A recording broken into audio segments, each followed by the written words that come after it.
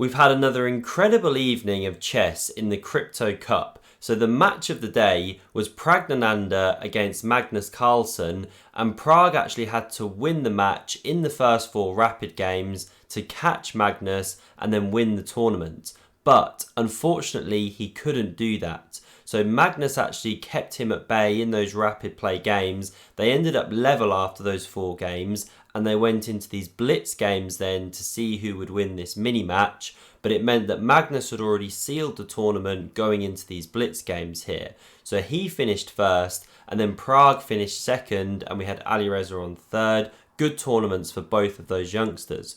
So this game here is really just seeing whether or not Pragg or Magnus would win this mini match.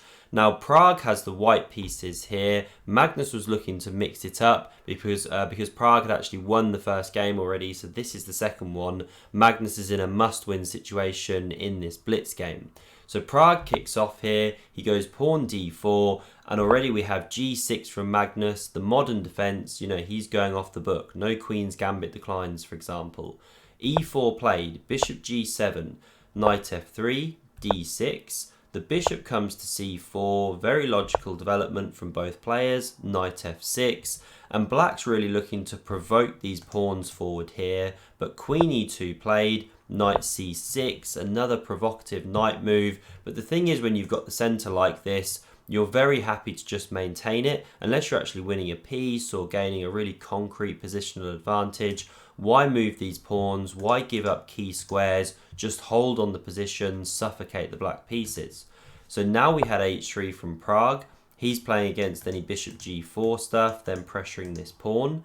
e5 from Magnus. So he does have to strike out at some point. When you play these kind of hyper-modern openings, you give the opponent the centre. At some point, you have to counter-strike to challenge that space. So d takes on e5 played. By the way, if you go d5 here, well then knight e7 could be played, for example. You're going to get some kind of King's Indian struggle, King's Indian style pawn structure. F5 could be coming or something. So we didn't have the position being closed. Pragg keeps the bishop alive, takes on e5, and now you can take with the pawn if you really want to keep pieces on the board, but then you're landed with a bit of a dodgy knight here on c6. So Magnus takes with the pawn. This is the more classic positional way to play. You get rid of that pair of knights, yes, but okay, you've kind of cleared the air here. You can now go c6, you've got freer development. So castles by both players. Rook d1 hits the queen, queen e7.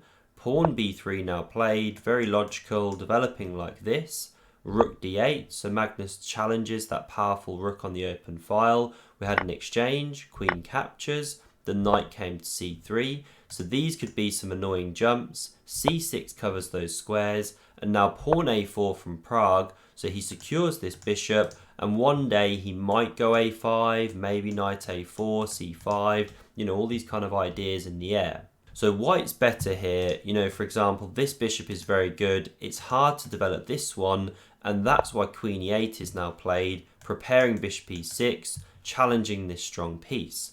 Bishop e3 developed, good move. You look down here, you look at this pawn, so you don't have to commit like this just because you played b3. Now bishop e6 was played, rook d1 takes the open file, and now bishop f8 from Magnus, good move. This bishop's actually a bad bishop, looking at its own pawn, so now it looks to reactivate, and bishop b4 could be a very annoying move. If you go a5 too fast, well then bishop b4, you hit this, etc. So Pragg now plays very simply here. He just chops the bishops on e6, queen recaptures, then he goes rook d3, overprotects this unprotected piece, always a good policy, and he's preparing queen d1, setting up that battery down the only open file on the board. So a6 from Magnus, the rook no longer has to babysit the pawn, it can come to the file, for example. Queen d1 played, and now bishop b4 activates that piece, good move, and there's pressure now on the pawn here as well because the defender is attacked. So f3 is played, but it just gives Magnus something to nibble on now because you've weakened the dark squares, and he soon goes for this knight h5 plan, very thematic. So queen e7 played, another great move from Magnus. The whole idea is you want to cover this d8 square, You don't want Pragg to have his life too easy, just exchanging pieces, steering it towards a draw. That's all he needs here. So king h2 from Pragg, nice prophylactic move. Pawn b5 from Magnus. And now here Pragg just goes a bit wrong. So the next move is okay, knight to a2. The bishop now drops back. We have an exchange here. Queen recaptures. But now Pragg opens this a file for the rook, and it's just not so great. What you should do here is something like rook to c3. And this pawn's actually a bit tricky to hold on to. Of course, you can't go queen d6, you lose your queen. If you come back to b6 here, well, then the queen invades like this. This is an unprotected piece, then the rook is coming. You know, this is awful. So after rook c3, what's the best move? Oh yeah, queen f2. You have to actually give up on this pawn and go for counterplay. Queen g1 is apparently the best move here. Anyway, won't go any deeper on this line. Rook c3 wasn't played. But that would have been how Pragg could keep control. He takes here, however, and now after Magnus recaptures, well, the rook c3 stuff just isn't carrying the same punch. You can go queen e7, queen f2, say you come to e7, for example. Well, you can't now take because you lose your knight. You know, there's tons of counterplay. So rook c3 no longer played. Instead, this was Pragg's idea. Yes, I've opened the a file, but now I'm swapping pieces with rook to d8. D8, not d1. So he is still doing fine here. You know, this is a level position after the king steps up, but he's just given up some of his advantage there, and now it's a tense position. Plus Magnus has got the time edge, which only builds over these moves. So queen d2 now played. Good move. You need to activate this knight. Look at this pawn weaknesses, this kind of thing here. Knight h5 from Magnus, very thematic. Now knight b4 from Pragg, good move. So he might be coming here, or there's another plan which he comes up with, which I really like. So after knight f4 here, now he doesn't play the immediate knight d3 because queen d4 is just a little bit uncomfortable. You know, you can't immediately take, you're losing your queen. And okay, white's still doing okay here, but black's suddenly the one with just a small edge due to these pressure points. So instead we had c3 from Pragg, really nice idea. Possibly the knight's coming to c2 one day, then you could go say b4 perhaps. So Magnus now goes h5, he'd love to clamp with h4, get a really good grip on the dark squares, and so that's why Pragg goes h4 himself, closes that one down, and now you can see g3 will soon be coming, so already Magnus preempts that, knight e6, and one day, from a kind of positional point of view, he'd love to go c5, b4, force this pawn to do something, and then gain control of this d4 square. So knight d3 from Pragg hits the queen. It drops into d6, keeps protecting this pawn. Now queen e3 was played, breaks this pin on the d file. c5 from Magnus, and now knight to f2 from Pragg. Good move for the moment, just holding on the position. Knight f4 came back, g3 kicked it. Okay, it opens up the second, never ideal from a kind of king weakening point of view, but at least it gets rid of that knight. That one drops back to e3. Now we had queen d3 from Pragg. He'd love to exchange queens, but Magnus ducks away, of course, queen to b6. And now Pragg is patient for just a moment. He goes king g2, good move. Queen a5 from Magnus, just probing, maybe invading here, this sort of thing, keeping an eye on the pawn. And now Pragg plays a really poor, positionally poor, irresponsible move. He is down very low on time, but it's still surprising from a player of his caliber. So he goes pawn c4, just a horrible, horrible move, giving up this square to the knight. So Magnus kicks on with b4, and yes, you achieve queen to d5, you know, pressuring two pawns, the knight's coming to d3, but the weaknesses you've left behind are just way too severe. So Magnus goes queen a1 here, he holds this pawn like this, now knight d3 attacks it again, but we had check, the king moves, and now Magnus can pick up here. So yes, he loses on e5, white could take on c5 by the way there, but neither continuation is very good. So we had takes on e5 by Pragg, queen b1 from Magnus, and this is the other issue. Not only do you have a b pawn rolling very fast, but queen h1 is actually checkmate, so you have to watch out from that.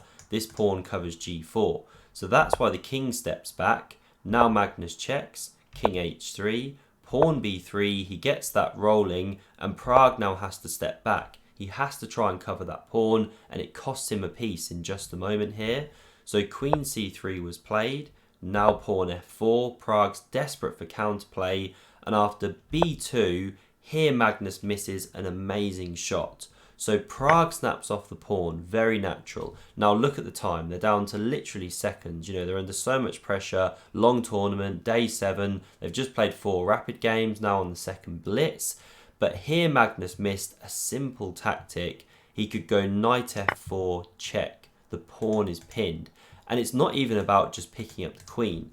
After the king moves like this, well, you're actually checkmating the king. It's mate in 4. I mean, you could take the knight. You could even go queen c2 check. But let's say you take the knight.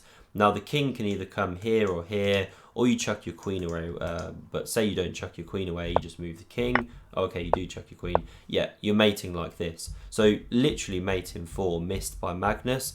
But okay, he had eyes on the prize. The knight's just taken the pawn. Thank you very much. I'm going to pick up your knight. That's what Magnus does. f5 from Pragg, still completely winning for black. Queen a1 from Magnus, again threatening mate. King g2 covers. And this is the key thing, by the way. The pawn actually blocks the queen's defense here. So king g2 back. Pawn takes on f5 by Magnus. Pawn recaptures. And now after queen b2 check, king h3. Here Magnus just makes an absolutely atrocious blunder. This is where he just leaps out of his chair, you know, cannot believe it. So he nudges back this queen once again, thinking, okay, once again, I'm threatening mate. You have to step back with the king. But then he suddenly realizes, oh crap, the pawn is no longer on e4. Now the queen is covering the square. This isn't checkmate. So Pragg takes the piece. And Magnus just basically resigns now in a couple moves. He takes on e6. We had a check like this. Magnus literally resigns. In fact, this isn't even drawing anymore. It's a losing endgame. So won't go through all the details of that. I think you just exchange the queens off here, essentially. Anyway, the game is lost. This 2-on-1 should win it through, and so on. So Magnus resigns. Pragg wins the mini-match. And he finishes second in the tournament. Him and Alireza both had 15 points. So I'm guessing he takes it on tiebreak because he won their head-to-head. Not sure, but it looks that way. So Magnus takes the tournament, but he won't be overly happy with the performance in this round, I'm sure.